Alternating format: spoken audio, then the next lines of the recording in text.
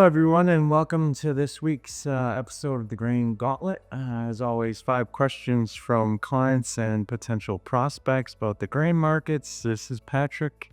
I'm Josh, and before we get started, just sensing a little bit of fear in these questions this week. So hopefully we can set everybody at ease. Well, I'm fearful too. All right. And it's okay to be fearful. That's true. So what you do with it? Okay. First question this week says, what do you have your sights set on in the bean market to get more aggressive? I would assume more aggressive with selling old and new crop and get the hedge on. I don't know if I'll put a hedge on new crop this whole next 18 months. And the reason is it's going to come down to acres planted. And I do believe we're not going to plant many bean acres, a lot more corn acres. And if I'm right on that, we don't need a whole lot of great deals from Trump to keep soybean demand very tight. I think the administration will push biodiesel and push soybean use, so we're not dependent on China. That's the whole motivation of this administration. So I think that as we go through the course of the next 18 months, when the 25 or 26 crop is done being marketed, that at the end of this time frame is when we'll see the best prices for beans. I'll get more aggressive. I will sell the rest of our corn on any kind of spike higher. I'm looking $11, maybe $11.50 with weather concerns for old crop. New crop should be right about the same price. We'll get all the sales we need to at that point done that we have to sell as a combine. Okay.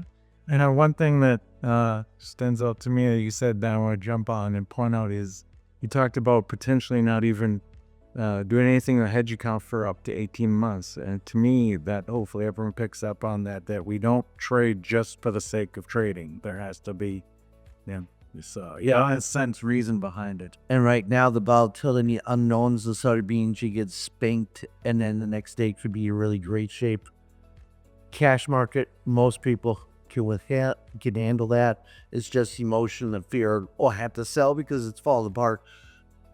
We help our guys with that. But in the hedge account, that's real dollars, and that goes down really quick, and guys will panic and get out, and now they got a big loss for hedge account. So when you have something extremely volatile, what you want to do is focus on just hedging when you see what you believe is a really good high.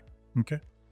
My next question says, how do you strike a balance between covering as much of my production as possible while not increasing my risk of getting wiped out in hedge account? We use a very complicated hedge option strategy where we usually our goal in hedging is to leave the top side open. So that, for example, 24, 25, 26 corn right now, market goes up, we have a drop. The hedge account positions we have now will not lose money above $5. If we close above $5 and we stay above it, that's what scenarios that's drop. Okay. However, it's got good protection to the downside. So using complicated option strategies allow us to make a set amount of money, a predetermined amount of money, and leave the top side open. That's just a little taste of what we do with option strategy. And I've noticed just from being here and being back, it's a trust and relationship thing. People build trust over the years, and they start to feel comfortable that you're not taking major risks in the account, and they end up funding it more to cover more, and that's just something that seems to grow over time. Or even better, we can add value to the account, then we can recover more bushels with added value that we've added. Of course, there's always risk in hedging, and you can always lose money. Right. Okay. It sounds like the weather in South America is darn near perfect and big numbers are a given. Please tell me that's priced in by now. For soybeans, but not for safrinha corn. As the safrinha corn crop grows and as we get into the critical month that we're in right now, we'll see when the monsoon ends and how that affects the safrinha crop. But yeah, they're expecting a good safrinha crop right now, and that will put pressure on corn.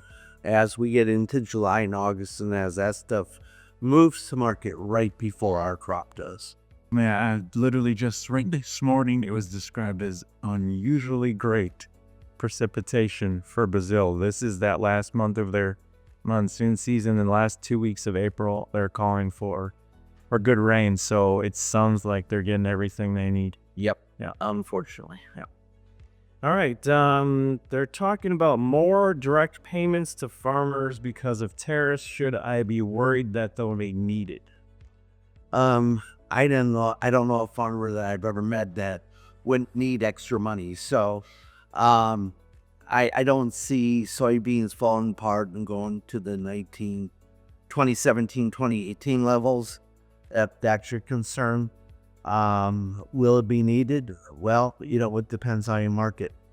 Yeah, my first thought goes to, fingers crossed, I think this is a bargaining tool to say, we have a way to help our farmers if needed. But I think, at this point, hopefully it's just more of a signal that, to build up some leverage with trade negotiations, that they don't have to, we're not in a vulnerable position because of our farmers. So we'll see. That's definitely the goal of the administration, is to help American farmers become great again and become independent by creating demand, again, through biodiesel, through other relationships with other countries.